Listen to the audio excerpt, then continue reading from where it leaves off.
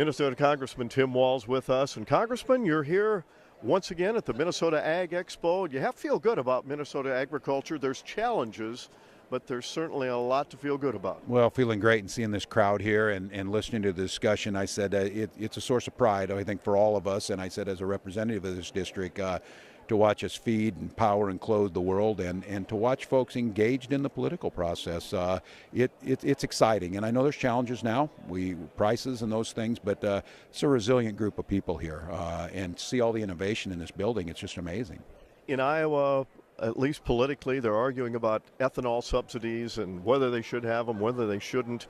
You've been a big supporter of ethanol since day one. Yeah, I'm frustrated by this, and I would kind of hope, I thought it always used to be kind of a given that you needed to support rural ag, you need to support innovation. Folks now teaming up and kind of throwing that under that. As we've always said, these are jobs out here. It's clean energy. We can buy more oil from overseas, or we can do those types of things, or we can produce it here. And so I'm an unwavering supporter on this because I believe if we don't move through this, we'll never see the third, fourth, fifth generations of biofuels that this country needs. And again, it comes back to that innovation. It comes back to jobs. And I think most of us know it created a massive market here at home for our products. And that's a good thing.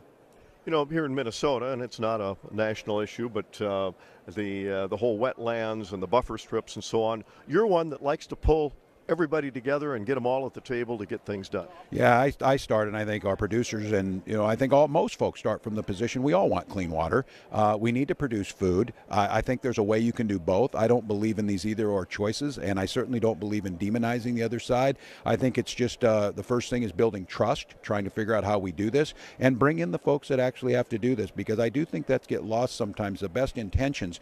But when you actually got to put that tractor out on the field and you actually got to get a crop in and get it back out, that's real life. And when they tell you, these are the things that are making a difference, these things aren't going to make a difference, here's my challenges, you need to listen to that. And the folks who are out there advocating for clean water in the environment, that's a noble thing to be doing. But we all have to sit down and get together on it. So I'm hopeful maybe that's what's happening here. I hear a lot about it, it's in the local papers, you're reporting on it. I still believe that we can do both. You can produce food and feed the world and keep the water clean. And I think most of us understand too, we were just dealing with some of our communities. These are urban issues too, with water treatment plants and everything. This is a much broader issue.